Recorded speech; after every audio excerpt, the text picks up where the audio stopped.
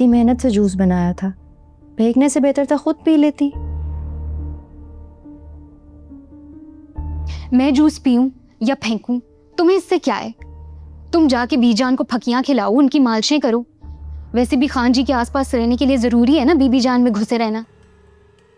बीबी जान की मालिशें भी करूंगी और फकियां भी खिलाऊंगी। बस एक बात का ख्याल रखना, मेरी 4 आंखें, 2 आगे और 2 पीछे।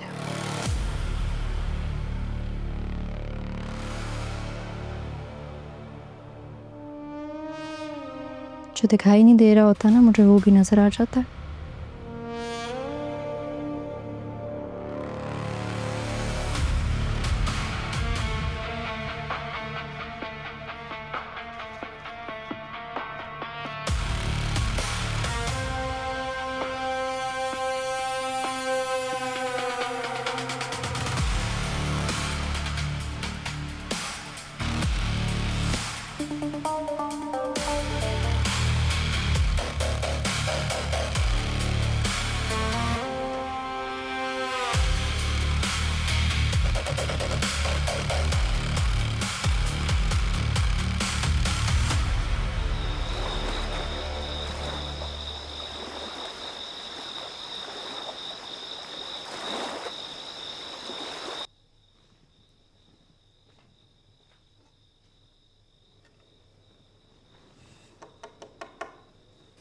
हाँ जी,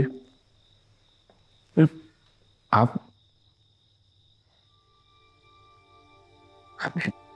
तकल्लुफ़ क्यों कर रही हैं? प्लीज ये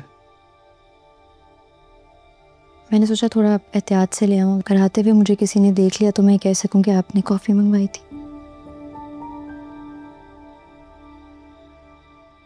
हुआ क्या था वहां पे? मुझे तो खुद कुछ समझ नहीं आ रहा। मैंने कुछ भी अपनी आंखों से नहीं देखा, इसलिए मैं किसी पे इल्जाम नहीं लगा सकती।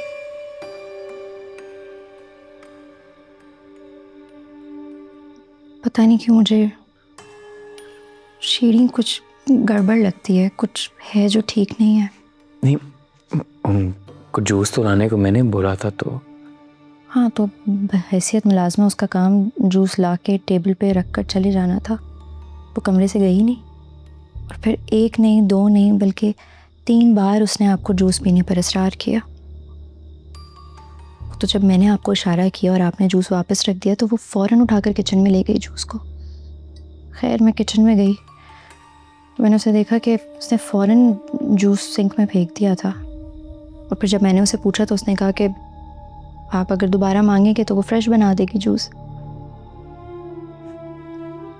आपको इन सारी बातों में से कोई भी बात मशकूक नहीं लगी?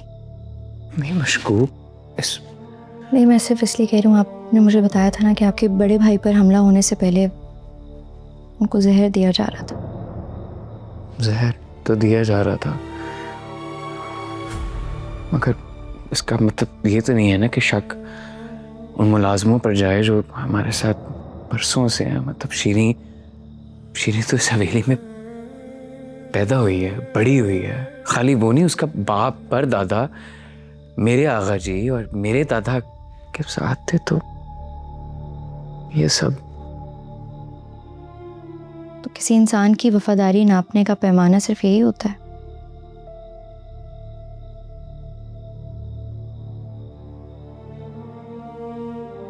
पता नहीं, मुझे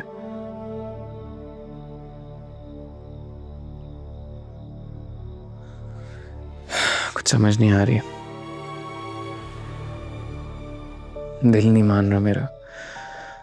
मतलब इस बात का शक गया तो हमारे सौतेले भाई पर था।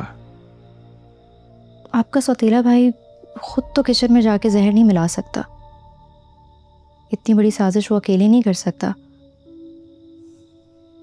यकीनन आपके मुलाजमों में से कोई ना कोई फर्द था जो उसके साथ मिला हुआ था। कोई ऐसा जिसे आपकी हवेली के किचन तक रसाई हो। मैं ये नहीं कह रही कि शीरी ने आपके जूस में कुछ मिलाया हुआ था, हमें नहीं पता अभी। लेकिन आपको एहतियात करनी चाहिए। जो आपके भाई को जहर देकर मारना चाहता था, क्या वो आपको अपने रास्ते से हटाने की कोशिश नहीं करेगा?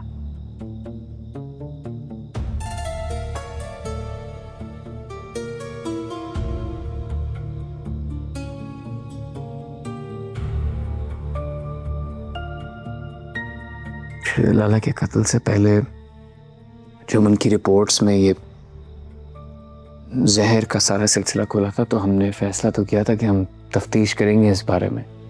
फिर वो उन पर हमला और सारी सरदारी मुझ पर और उसकी जिम्मेदारी और ये सब चीजें तो जहन से इतना अहम मामला बिल्कुल ही निकल गया।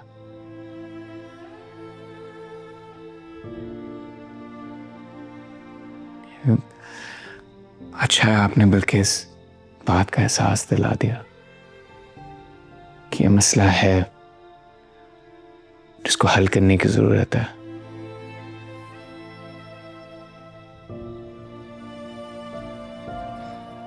शीरी पर शक मुझे समझ नहीं आ रहा। मैं आपकी भी बात को रद्द नहीं कर सकता। हो सकता है आप कुछ ऐसा सोच रही हैं जो मैं नहीं सोच रहा, तो पर क्या करें, खाना, घर का खाना पकता है, मुझे खाना है, बीबी जान को खाना है, किस तरह नजर रखेंगे, किस तरह? तो आपका और बीबी जान का जो खाना है वो मैं देख लूंगी, मैं बना लिया करूंगी खुद।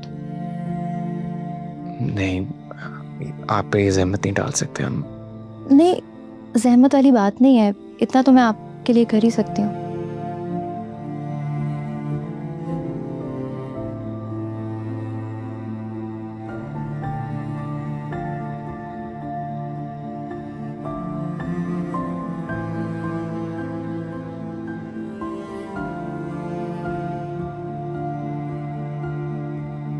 ये लो।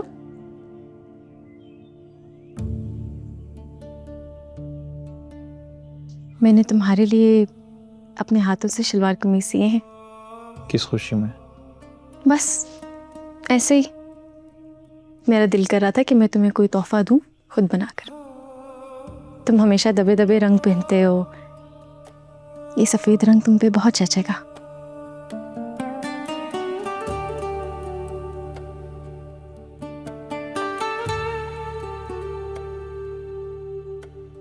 गुलमहर, मेरे पीछा करना छोड़ दो।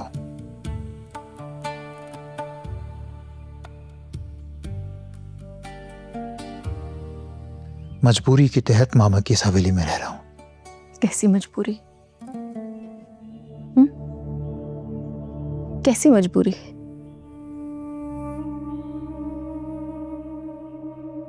तुमने सोचा भी है कि जिन हालात का तुम शिकार हो, आखिर उसके पीछे है कौन?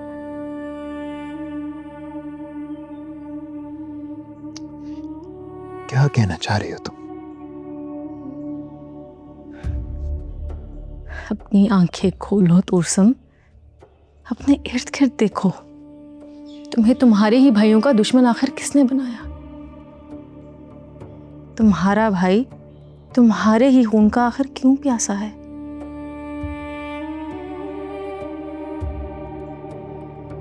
तुम अपने ही बाप के इलाके से निकलकर दर बदर ठोकरें खाते फिर रहे हो। सोचा है क्यों? नहीं सोचना। तुम जाओ अभी यहां से। तुम्हें दोस्त और दुश्मन की पहचान ही नहीं है।